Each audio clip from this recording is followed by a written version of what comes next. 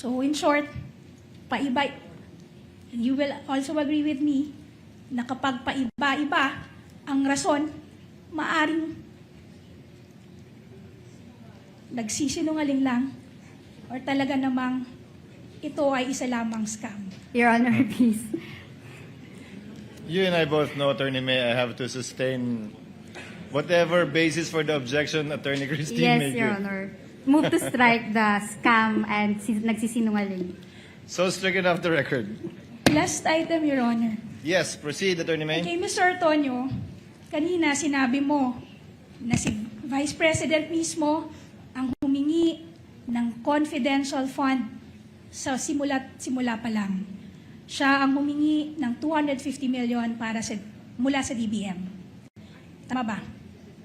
Yes. Siya rin ang nag-decide kung magkanong amount ang ire-request. Tama ba?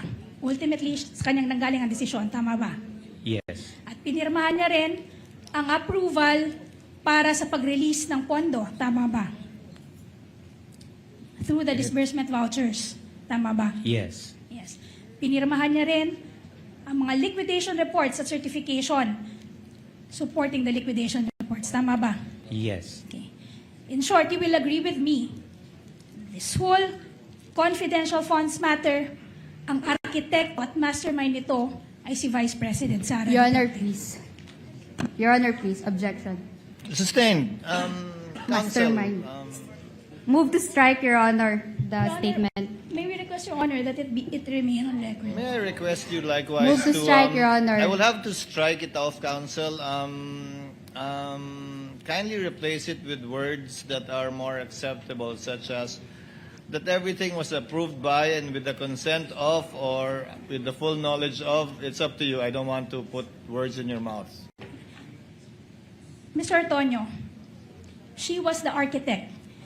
Yung confidential funds na to, Objection, Your Honor. kung paano ito i-disperse at gagamitin, i-utilize, Objection. siya ang architect ng buong ito. I will have to sustain the objection again, Counsel. Allow me. Mr. Antonio, lahat ng nangyayari at ginawa kaugnay ng confidential fund mula sa paghingi nito sa DBM, sa paggastos, kung paano ito ginastos, paano ito niliquidate, kasabay na yung mga sagot na binigay kaugnay sa OEM, Notice of Suspension at Notice of Disallowance. Lahat ito ay alam, nasa ilalim ng supervision, pinahintulutan at inotorisa ng ikalawang Pangulo. Wait. Can Gusto mo can i-say you ko? can you repeat, Your Honor? Lahat ng bagay kaugnay sa confidential fund mula sa pag-request, sa pag-release, sa pag-encash, sa paggastos, sa pag-liquidate, sa pagsagot sa mga AUM, Notice of Suspension at Notice of Disallowance, ay una, nalalaman ng ikalawang Pangulo. Pangalawa, inotorisa niya base sa mga pirma niya sa iba't ibang dokumento. At pangatlo, ay nasa ilalim ng kanyang supervision bilang head of agency. Would that be an accurate statement or tell me if it's not?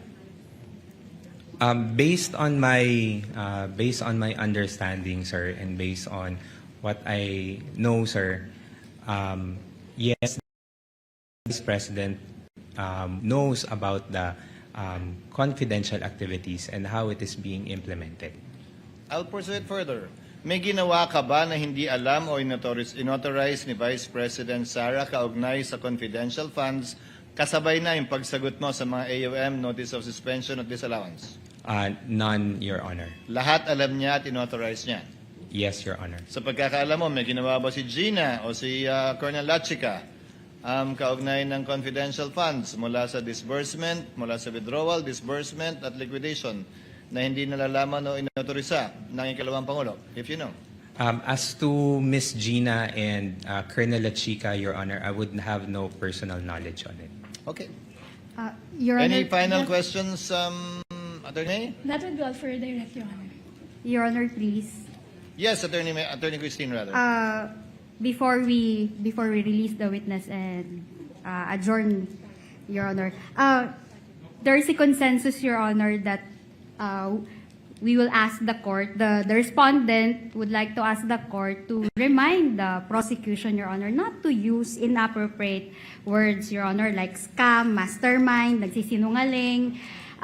This is the third time, Your Honor, that we have heard those words, specifically the word scam. And this is a solemn proceeding. This is a court of law. This is a court of procedure, and actually a court of decorum. And we are not supposed to make insinuations, accusations, or conclusions, Your Honor.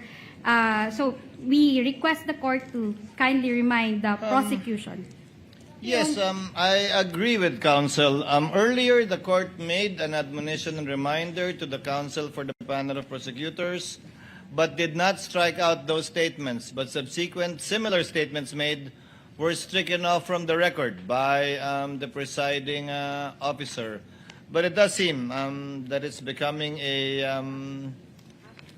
I would rather use the word habit than pattern, for the panel of prosecutors to close their direct with such strong statements. So kindly, yes, what is the pleasure of Senator Judge Cayetano? Thank you, Mr. Presiding Officer, Mr. Senate President, dear colleagues. I'd just like to take note that so the presiding officer made a ruling. We all know the intention and the duties of the prosecution. We admire your passion in trying to prove your allegations, but we're also all aware that the medium is the message. So during the time of radio and even TV, you make that statement and then it is stricken off the record. It's forgotten. There's no, if I can use the word, mind conditioning.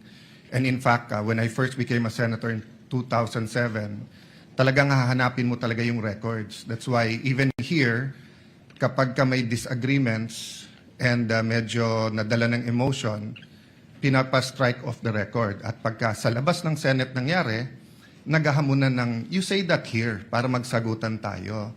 So the problem nga with coming up with words especially, and this is for both sides and even for the senator judges, when we use certain words that can be sa Tagalog bansag, binansagan mo na na scam o scammer, binansagan mo na nagnakaw, etc.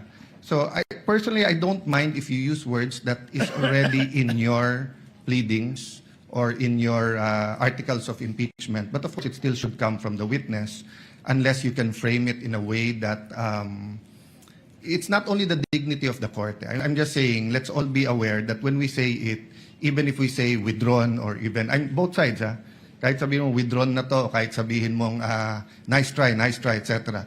We know that that's for the cameras, not just for the court. Diba? Kasi kaming 24, whether we watch it here, we watch it in our cell phone, we watch it inside, kami magde-decide. But we all know we're also trying to convince you, not we. The prosecution and defense is trying to convince the public that either the Vice President or her office or whoever is guilty or innocent. So, yun lang, let's be circumspect without pointing fingers to anyone, both sides. Dahil nga, kapag may certain word na may not only negative but may emotional attachment, magba-viral na yan. And it will really affect the integrity not only of the court but of the decision sa huli. Diba? So, I just like to agree with you and emphasize na, you know, in the future, if you say that nagkamali, let's not kid each other. No? Kahit kaming mga senator judges, nagkakamali din kami. Lalo pag nag-i-interview na or nagkaharap na yung vloggers or yung traditional media. But once masabi mo, it takes a life of its own.